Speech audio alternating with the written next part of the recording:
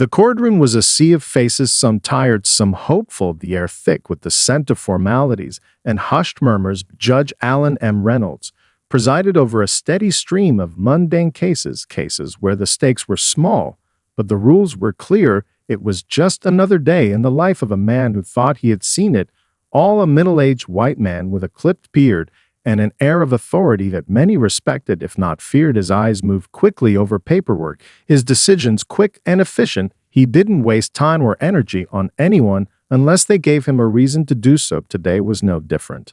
Serena Carter stood before him, the faint hum of the courthouse vibrating through her bones. She wasn't used to these spaces, but she had learned to navigate them with ease after years on the force, years spent fighting for respect in a world that rarely gave it. She stood tall, and still her posture like a trained soldier. Despite her nerves, the only thing she wore that gave away a hint of her discomfort was the subtle furrow of her brow. Though she hid it well, most days she had learned to accept the reality of being dismissed, overlooked, treated as if she were just another person in a long line of cases. Judge Reynolds barely glanced up when she approached the stand. His gaze moved quickly from the paperwork to her, then back down again. He read the charge aloud, the simple speeding violation in a residential zone. It was a minor infraction, one that could be easily dismissed, but instead, his voice was firm and unyielding as he issued the fine. The amount wasn't significant, but it was enough to sting. The words fell from his lips without a hint of understanding of who she was beyond the case before him. Serena didn't flinch at the fine. She had seen worse in her years as a police officer. She had stood between victims and perpetrators, countless times faced danger with nothing more than her wits and her courage. But in this moment, this fine felt different. She could feel the weight of it pressing down on her shoulders, as if it was a symbol of everything she had fought against in her career. The way people like Judge Reynolds failed to see the full picture of who she was, the reality of her life, her achievements, all of it reduced to a simple citation on a slip of paper. She didn't say a word as the clerk handed her the paperwork. She simply nodded and turned away, though the frustration burned inside her. She had learned long ago that getting angry in spaces like these wouldn't get her anywhere. It would only reinforce the stereotypes that others had of her. People like the judge didn't need an excuse to overlook her. They had already made up their minds about who she was before she even walked into the room. As she made her way to the clerk's desk to pay the fine, the weight of the moment settled in her chest.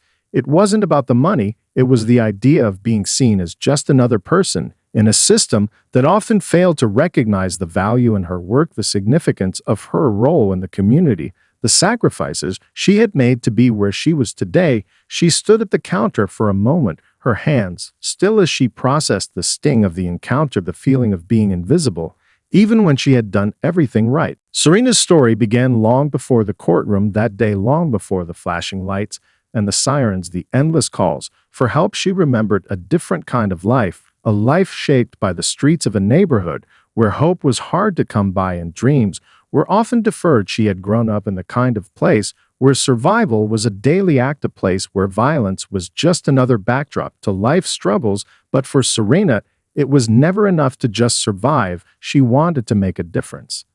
She could still remember the first time she saw a police officer in her neighborhood, not the kind of officer who showed up only to arrest someone, but the kind who stopped to talk to kids, who listened when people had something to say. He didn't look at them like they were the problem. He looked at them like they were people with potential. Serena remembered that officer's face, the kindness in his eyes, the way he leaned down to speak to her, and the quiet words he spoke as he handed her a ball during a community event.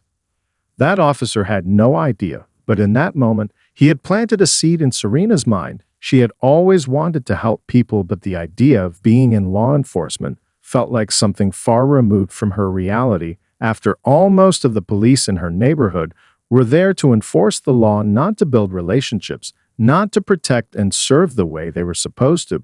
But that one officer changed everything for her that day. He showed her that there was another way, a way to bridge the gap between the badge and the community, to become a force for good in a world that often misunderstood those who wore it.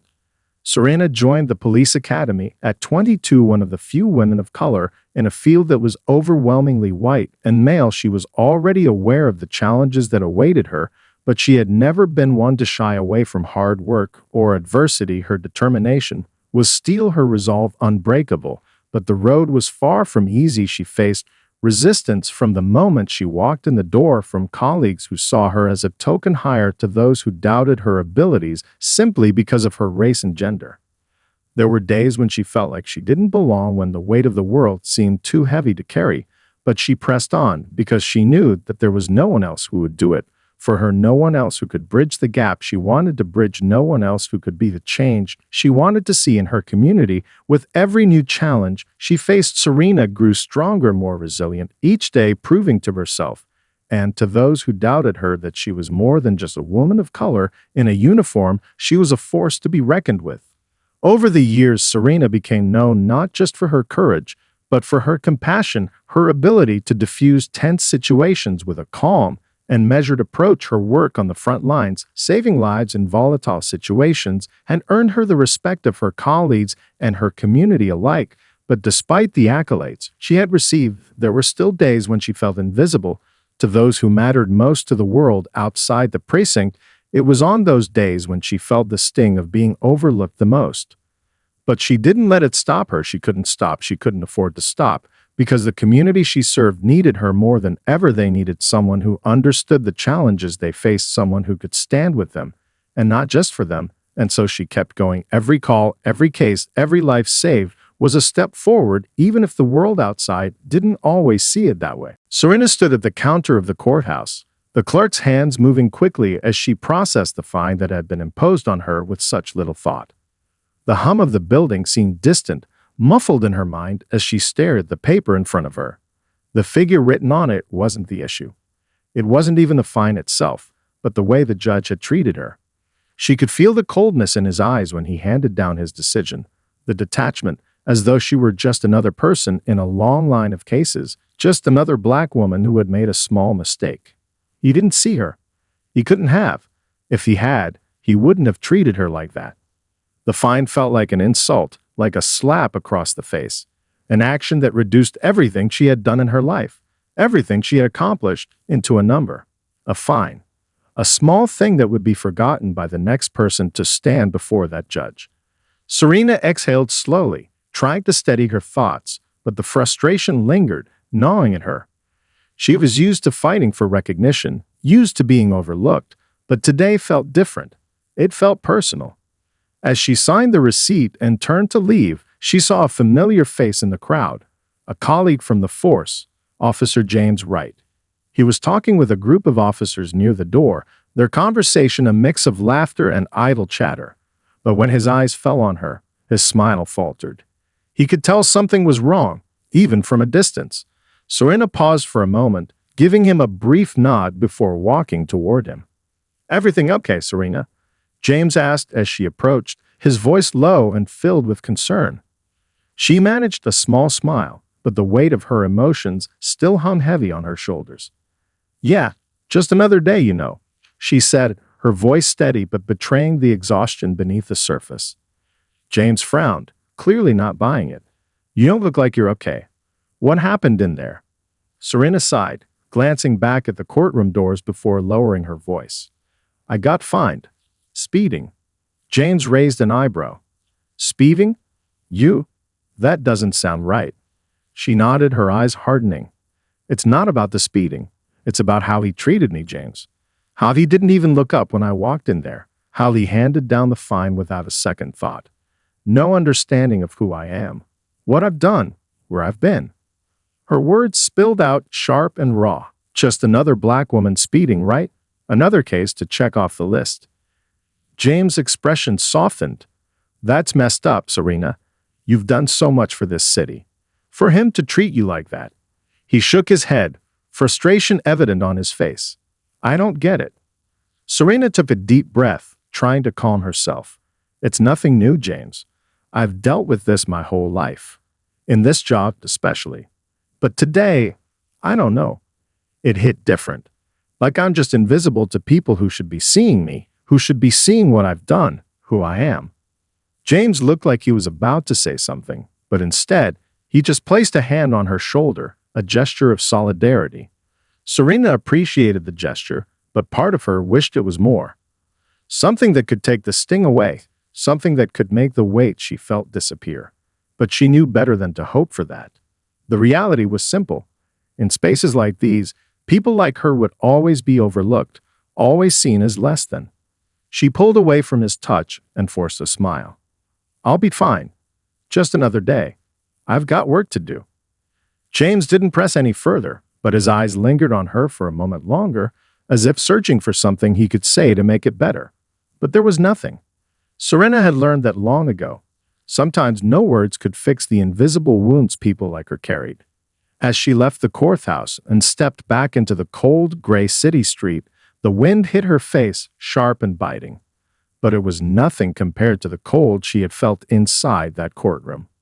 She pulled her jacket tighter around herself, her mind already shifting back to the next thing, the next case, the next moment when she would have to prove herself again. But deep down, something was different. Something had shifted. She wasn't sure what would come of it, but she knew one thing for sure. She wouldn't let it slide this time. It was more than just a fine. It was a reminder of how the world saw her, and how she would no longer let them ignore who she truly was. It didn't take long for the story to spread. The local news picked up on the small, but strangely significant injustice. Serena Carter, the black officer, fined for speeding in a residential zone. What seemed like a simple, routine traffic violation quickly became a flashpoint. People began to ask questions. Why had she been fined? Who was she? And why hadn't the judge shown any recognition of her role in the community, the sacrifices she'd made? The story of the fine was quickly overshadowed by the growing realization of who Serena really was. Social media exploded with posts tagging her, sharing her accomplishments, her years of service, her bravery in high-risk situations, the way she had earned the respect of her colleagues and the community. Pictures circulated showing Serena at community events, speaking to children about law enforcement, serving as a role model to countless young people in a city plagued by crime. The viral story wasn't about a speeding ticket, it was about the systemic erasure of those who worked hardest to protect and serve. It was about how, despite years of sacrifice, someone like Serena could be so easily overlooked. The outrage wasn't just about one mistake made by one judge. It was about a larger, deeply ingrained issue of systemic bias, both within law enforcement and within the justice system. On the streets of the city, the reactions were swift. People began to rally behind Serena, not just because of the fine, but because they saw something familiar in her. She wasn't just a cop. She was one of them, a product of the same neighborhood, the same struggles, and the same fight for respect. In the days that followed, local activists started to organize peaceful protests calling for accountability. The hashtag Justice for Serena trended nationally, sparking conversations about how black officers and black civilians were treated within the justice system. The community began to reflect on the wider implications of Serena's story. In the midst of all of this, Serena found herself becoming a symbol. She wasn't just a police officer anymore. She had become an emblem of the fight for equity, for fairness, and for the recognition that was so often withheld from people like her. People who worked tirelessly, often without acknowledgement, and who were judged by standards that others were never held to. She watched the news coverage, her face visible in every report, her story splashed across the front pages. At first, it felt strange. She had never asked for attention. She had always done her job because it was the right thing to do. But now she realized that the world had a different view of her than she had expected. There was power in her story, and she had to decide how to use it. One evening, she sat in her small apartment, flipping through the news coverage on her phone, when a text message came through. It was from her partner, Detective Malik Taylor, a man who had worked with her for years and had seen firsthand the challenges she faced. The message was short but heavy. You've got this, Serena. The city's behind you. She stared at the words for a moment before texting back. You didn't ask for this, Malik. I just want to do my job. But even as she typed those words, she knew it was no longer just about the job. Her community, her city, had spoken out. They wanted change, they wanted fairness, and they wanted justice. And Serena realized something else in that quiet moment. She couldn't ignore the responsibility she now carried. This wasn't just about her, it was about everyone who had ever been overlooked, dismissed, or misunderstood. It was about those who never had a voice, but now found themselves rallying behind hers. The public had spoken, and it was clear they were tired of being invisible. And so was Serena. With her newfound platform, she would use her voice to fight for something more than just personal vindication. She would fight for the kind of change that could prevent another officer, another person, from feeling the sting of injustice in the same way she had. The fine had become more than a small infraction. It had become the catalyst for a much larger conversation, one that Serena would no longer be silent about. Judge Alan M. Reynolds sat in his office late one evening, the hum of the courthouse almost eerily silent around him. His desk was piled high with cases to review, paperwork to file, but none of it seemed to matter. His mind kept circling back to that one case, the woman who had stood before him earlier that day, Serena Carter, the woman he had fined for speeding. A minor infraction in his eyes, but the more he thought about it, the more he couldn't shake the feeling that he had missed something important. It wasn't just that he had fined her, it was the way he had dismissed her. He had barely glanced at her when she walked up to the bench, his eyes fixed on his notes, reading the charges without considering who she was or the weight of what she represented. The fact that she was a black woman didn't bother him, but perhaps it should have. It was the unconscious bias, he realized now, that had guided his actions. She was another face in a long line of people who passed through his courtroom each day, and in that moment, he hadn't bothered to see her for what she truly was. His thoughts were interrupted by a knock at the door. His assistant, Angela stepped inside with a folder in hand. "Judge Reynolds, you've got some new information about the Carter case," she said, her voice tight with an almost palpable unease. He looked up from the stack of papers in front of him, raising an eyebrow. "What about it?" Angela set the folder down on his desk and slid it toward him. "You might want to read this," she said softly. Curious, the judge opened the folder. Inside were clippings from local news outlets, each one detailing more about Serena Carter the decorated police officer, the community leader, the woman whose reputation extended far beyond a simple speeding ticket. His eyes scanned the articles, and with each one, the weight of his mistake pressed harder on his chest. Serena Carter wasn't just any woman. She was an officer of the law, a hero in her community.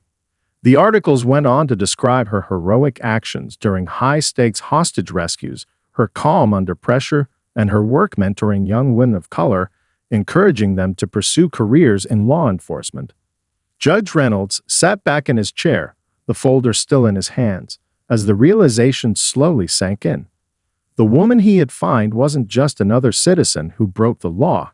She was someone who had dedicated her life to serving the public, someone who had risked everything to protect others. He felt a pang of guilt. How could he have missed it? How could he have treated her so carelessly, without recognizing her humanity, without seeing the significance of her presence in his courtroom? Angela, standing by the door, could sense the shift in the room. She had been with the judge for years, and she knew when something was bothering him. "Is there anything else, Judge?" she asked quietly. Judge Reynolds didn't answer immediately. His eyes were still on the folder, on the images of a woman he had dismissed so easily. Then he looked up at Angela. "I need to do something," he said, his voice heavy. "I need to make this right." Angela nodded. "Of course. But how?" The judge didn't respond right away. He wasn't sure how, but he knew he had to address this. He had to find Serena, look her in the eyes, and apologize. He had been so quick to impose the fine, so quick to ignore everything about her that made her special. It wasn't just a small mistake anymore. It was a failure of empathy, a failure to truly see her as more than just another name on his docket. "I'll reach out to her office," he said, finally setting the folder down. "I'm going to apologize. It's the least I can do." Angela didn't reply, but her expression softened, a quiet approval in her eyes. The judge wasn't known for admitting when he was wrong, but she could see that this time he was truly shaken.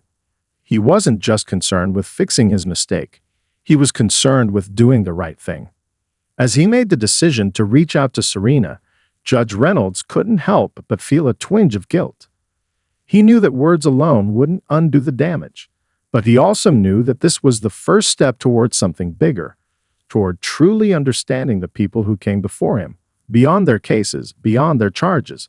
And perhaps, just perhaps, this small gesture of accountability would be the catalyst for change, not just in his own heart, but in the way he viewed the justice system as a whole. Serena Carter had been right. People like her often went unnoticed. But maybe, just maybe, that could change. The phone call came on a Wednesday morning, just a few days after the viral wave had taken over the city. Serena had just finished a late shift and was sitting in her apartment, sipping a cup of coffee and scrolling through the news. The hashtag Justice for Serena was still trending, but the attention had become a double-edged sword.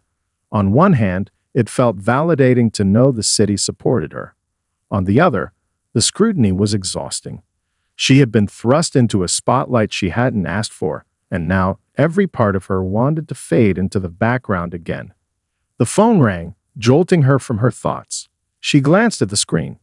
Unknown number appeared. Serena hesitated, unsure whether to answer. She'd already been getting calls from reporters, community members, even strangers offering their support. But something told her this one might be different. "Hello," she answered cautiously. "Is this Officer Serena Carter?" The voice on the other end was formal, but there was a slight tremor to it, as if the person was unsure how to begin. "This is she," Serena replied, narrowing her eyes. "Who's this?" "This is Judge Alan Reynolds. I'm calling to speak with you about the fine you received last week." Serena's heart skipped a beat. She didn't know what to expect, but the last person she thought would be calling her was the judge who had handed down the ticket. The same judge who, just days earlier, had dismissed her so completely, barely acknowledging the kind of person she was. "I'm listening," she said, her voice flat, cautious. There was a pause on the other end before Judge Reynolds continued. "I've had some time to reflect on our encounter, and I realize now that I made a grave mistake. I did not recognize you for who you are, for what you've done, for what you've given to this city, and for that, I'm deeply sorry." Serena felt her chest tighten. The apology sounded sincere, but she wasn't sure if it was too little too late. Her mind raced through the emotions of the past few days, the frustration, the anger, the desire to be seen and heard. How could one man's words make up for years of being overlooked? How could an apology undo the sting of systemic bias, even if it was unintentional? "I appreciate your words, Judge Reynolds," Serena replied slowly, choosing her words carefully. "But it's not just about the fine. It's about what that fine represented. It's about how you saw me when I walked into that courtroom. How many other people like me, people who give their lives to serving others, are overlooked and dismissed every day in the same way. I can't help but wonder how many of those people never get the chance to have their story told, to have someone listen to them." The judge was silent for a long moment. Then softly he spoke again. "I understand. You're right. I didn't see you. I saw a case, a minor infraction, and I acted as if that was all you were. But now I know better.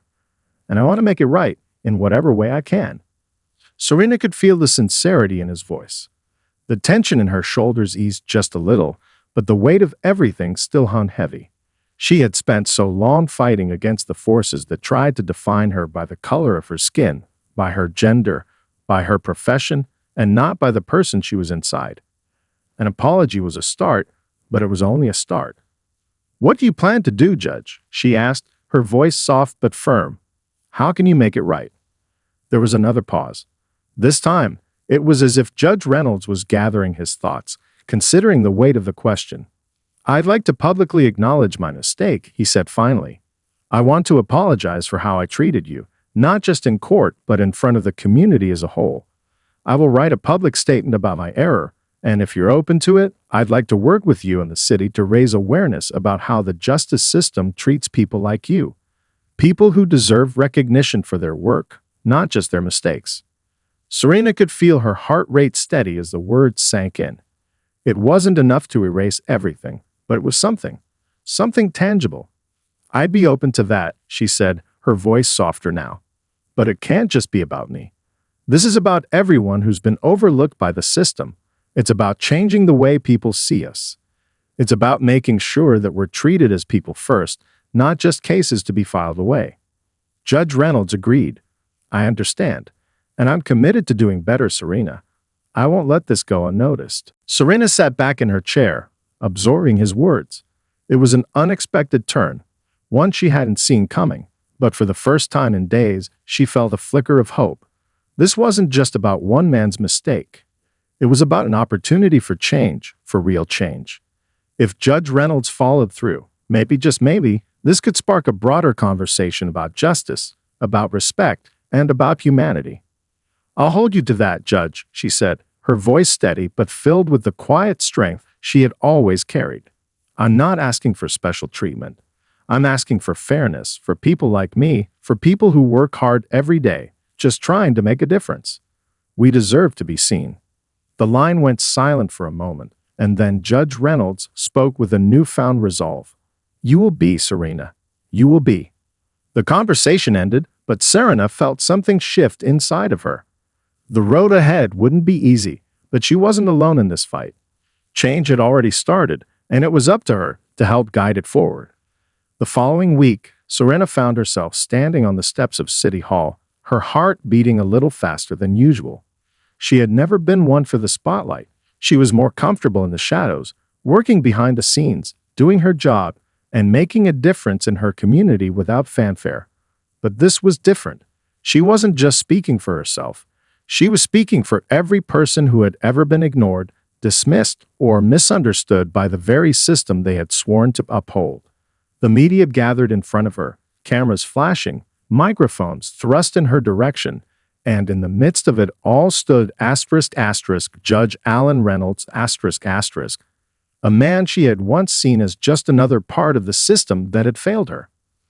The judge's presence was an unexpected twist, one that neither of them had planned for, but one that had become necessary.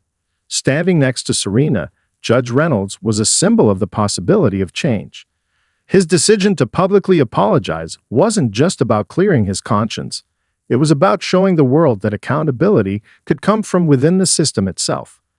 He was taking a step that few in his position had ever dared to take, admitting fault publicly, owning up to his role in a much larger systemic problem. The crowd hushed as the press conference began. Serena stood tall, her face calm but her eyes betraying the weight of everything that had led to this moment. She adjusted the microphone, then took a deep breath before speaking. "I stand here today not just as a police officer, but as a woman, a mother, and a member of this community," she began, her voice steady. "For years, I've worked in a city that is often divided, a city where people like me, Black women, officers, and community members, are treated as if we don't belong, as if our contributions don't matter." The silence in front of her was thick. The press had heard her before, but this time, her words carried something heavier, more personal. She could feel the eyes of the city on her, the weight of their expectations. She wasn't just representing herself anymore. She was representing an entire community that had been marginalized for far too long. "We are more than the sum of our mistakes," Serena continued. "I was fined for a speeding violation, a minor thing really, but the way I was treated, the way I was overlooked in that courtroom, goes far beyond just a simple ticket. It is a reminder of how so many of us, especially people of color, are often reduced to stereotypes, to assumptions, to cases on a docket." She paused, her gaze sweeping over the crowd. "But it is also a reminder of why we need change. Change in how we see each other. Change in how we see our communities. Change in how we treat those who serve and protect. Change in how we acknowledge the humanity of every person, no matter their background, no matter their job title, no matter their race." A murmur rippled through the crowd, but Serena didn't flinch. She had said what needed to be said. This was no longer about a single fine. This was about a much larger conversation that had to happen, one about systemic injustice, bias, and the need for true recognition. Beside her, Judge Reynolds took a step forward, his face somber. His apology earlier had been genuine, but it wasn't enough. He needed to show the world that he was willing to take responsibility not just for his own actions, but for the role the justice system had played in perpetuating the very biases that had led to Serena's experience. I stand here today to publicly acknowledge the mistake I made in treating Officer Serena Carter as just another case, the judge said, his voice carrying a gravity that surprised even Serena. I failed to see her for who she truly is, a decorated officer, a dedicated public servant, and a leader in our community. And for that, I am deeply sorry. The crowd was silent for a moment, processing his words. Serena could feel the weight of the apology, but she knew it wasn't just about his words. It was about what came next. What action would follow this apology? Would it be enough to make a difference? Judge Reynolds continued, his voice gaining strength. I have learned a difficult lesson in humility, and I am committed to doing better. I will work with Officer Carter and others to find ways to ensure that our courts, our justice system, recognize the humanity of everyone who walks through these doors. This is just the beginning. The work is far from over. Serena nodded, her heart swelling with cautious hope. The moment felt surreal. The judge had taken a public step toward accountability, but the real work would happen behind the scenes. They would have to work together, community leaders, law enforcement, and the courts, to create lasting change. But for the first time in a long time, Serena felt like change was possible. As the press conference ended, the media swarmed around them, eager to ask questions, to capture the moment. But Serena and Judge Reynolds exchanged a brief glance before stepping away from the microphones. The journey ahead would be long and difficult, but for the first time in years, Serena felt like her voice mattered. She had been seen, truly seen, and the city was beginning to understand that she was more than just a fine or a case. She was a person, with a story and a purpose. The road to change was only just beginning, but Serena Carter was ready to walk it. The days following the press conference felt like a blur to Serena. The city buzzed with conversation about the unprecedented move made by Judge Reynolds, and the flood of support for her continued to grow. Yet, despite the newfound visibility, a part of Serena couldn't shake the feeling that the real work had only just begun. It was easy to feel empowered in the moment, but it was the long-term change that mattered. She knew that. Serena spent the following weeks in meetings with community leaders, law enforcement officers, and even city council members. Judge Reynolds, who had once been a faceless authority in her life, became a surprising ally. They started discussing concrete plans to address racial disparities in the courtroom, working together to create training for judges, attorneys, and law enforcement officials on implicit bias and cultural competence. But Serena wasn't naive. She knew these would be baby steps in a long march toward true equality. As she sat in one of these meetings, listening to a city councilman talk about a new initiative for improving relationships between law enforcement and minority communities, Serena felt a glimmer of optimism. For the first time in years, there was a genuine conversation happening about systemic change, about a justice system that recognized the humanity of the people it served. But it wasn't just policy or systemic changes that Serena thought about. The personal moments, the small victories mattered too. A week after the press conference, she attended a community event with local youth, an annual summer camp where she volunteered as a mentor. As she stood before a group of eager faces, young kids from all walks of life, one of them raised their hand. "Officer Carter, are you really the one who got fined for speeding by that judge?" The boy asked, his eyes wide with curiosity. Serena paused, taken aback. She had assumed the community had already moved on from the media frenzy, but the kids hadn't forgotten. They had followed her story, and it was clear they saw her as a role model. "Yes, that's me," she said, smiling softly. "But I want you to understand that it wasn't just about the fine. It was about how we treat each other. It's about making sure we see each other for who we are, not just what we do or what we look like." The kids nodded, some of them chiming in with their own experiences. Serena was struck by how many of them had already felt the sting of prejudice in their young lives. She saw it in their eyes, stories of feeling invisible, unheard, or misunderstood. It was a sobering reminder of why she had to keep going. "Remember," she continued, "you are more than what people see at first glance. your dreams, your kindness, your ability to stand up for what's right. Never let anyone take that from you. The children cheered, their energy contagious, and Serena felt a spark of hope. This was why she did what she did. This was the heart of her purpose. For every child who might grow up feeling invisible, for every person who had been overlooked in the courtroom, she would keep fighting. She would keep speaking out. Back in her office, Serena received a call that would change everything. It was from State Senator Alina Ross a longtime advocate for justice reform who had been following Serena's case closely. The senator, with her experience and influence, wanted to take the momentum from the media coverage and use it to push for state-level legislative change. Serena would become the face of a new bill focused on reforming how minor traffic violations were handled, proposing a more restorative justice approach to fines and tickets that would better consider a person's background and contributions to their community. The idea of advocating for legislative change made Serena's head spin. It was one thing to stand up in front of a crowd and demand better treatment. It was another to be part of shaping policies that could change the future. She had always been focused on her job, on serving and protecting. But now she was being called to serve in a different way, by helping to reshape the systems that had once failed her. With each new opportunity, Serena realized that her fight was no longer just about a single mistake made in a courtroom. It was about transforming a culture, creating a space where people like her could thrive, and where justice was truly blind, not to race, not to gender, but to the potential and humanity of every individual. She looked out of her office window, the sun dipping below the horizon. The city was still there, bustling with life. But Serena knew it was different now. She had seen change take root, and with her growing sense of purpose, she felt more determined than ever to continue this journey. The battle wasn't over, but Serena Carter had become a symbol of what could happen when someone refused to stay silent, when someone chose to be seen. And as she prepared for the next steps in her journey, advocating for change in the system and inspiring a new generation, she knew this was just the beginning. There was so much more to do, and she was ready.